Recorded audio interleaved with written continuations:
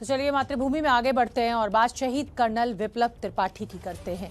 मणिपुर के उग्रवादी हमले में शहीद कर्नल विप्लव त्रिपाठी, उनके बेटे अबीर और उनकी पत्नी अनुजा का शरीर छत्तीसगढ़ के रायगढ़ पहुंचा। वायुसेना का विशेष विमान जब ये पार्थिव शरीर लेकर रायगढ़ पहुंचा तो पूरे रायगढ़ की आंखें नम हो गईं और सिर्फ रायगढ़ की नहीं, पूरे देश की आंखें नम हुई। आज लोगों ने कर्नल विप्लव देव की शहादत को याद करते हुए समर्थन में अमर रहे के नारे लगाए। कर्नल विप्लव और उनके परिवार का पार्थिव शरीर जब उनके घर पहुंचा तो पैर रखने की जगह नहीं थी। ये भीड़ आप देख सकते हैं। घर में करीब 30 मिनट में पार्थिव शरीर को रखने के बाद उन्हें रायगढ़ के रामलीला मैदान लाया गया, जहां उनके और परिवार के अंतिम दर्शन के लिए पार्थिव शरीर रखे गए और इस मैदान में कहीं भी तिल रखने की भी जगह नहीं थी। हर कोई एक बार अपने नायक कर्नल विप्लव के अंतिम दर्शन करना चाहता था।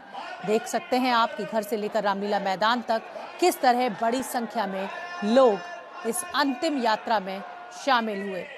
तो रायगढ़ से हमारे साथ ज्ञानेंद्र तिवारी जुड़ रहे हैं, मेरे सहयोगी। ज्ञानेंद्र, पार्थिव शरीर पहुंचा रायगढ़ में तो आंखें नम हैं, आज पूरे देश की आंखें नम हैं और जिस तरीके से पीएलए ने कायराना हमला कर इस तरीके की घटना को अंजाम दिया, सेना अपनी तरीके से मुंहतोड़ जवाब देगी, लेकिन ये जो आंखें हैं खासतौर पे उस छोटे बच्चे के पार्थिव शरीर को देखना हृदय विदारक है। शोभना किसी के लिए भी नहीं है, कोई भी यकीन नहीं कर रहा है। परिवार के सदस्य तो बिल्कुल भी यकीन नहीं कर पा रहे हैं, लेकिन जो आज रायगढ़ की तस्वीर है, मैं सुबह से देख रहा हूं और पिछले 3 दिनों से मैं रायगढ़ में हूं। दरअसल सेना और परिवार के सदस्यों ने ये गुजारिश की है कि हम ये नहीं चाहते हैं कि जब तक मुखाग्नि ना दे दें तो कैमरे में उनकी तस्वीर आए। इसके पीछे जो भी वजह हो, लेकिन आज जिस तरह से रायगढ़ में पूरे सड़कों में एक सैलाब उमड़ पड़ा एक अंतिम दर्शन के लिए कर्नल विप्लव के, और मैं इसलिए दूर से दिखा रहा हूं क्योंकि हम एक जिम्मेदार न्यूज़ चैनल हैं और हम नहीं चाहते हैं कि जो सेना और परिवार के लोगों ने गुजारिश की है उसे तोड़ें।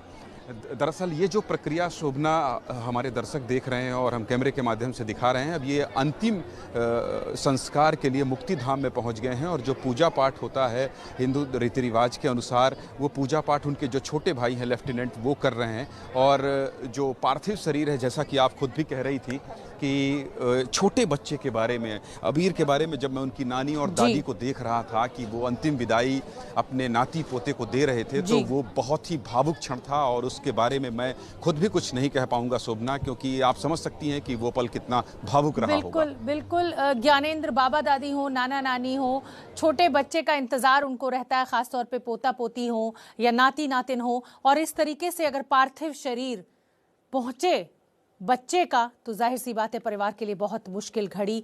कर्नल विप्लव की इस शहादत को देश नमन करता है। छोटा सा ब्रेक, फौरन लौट रहे हैं, आप देखते रहिए मातृभूमि।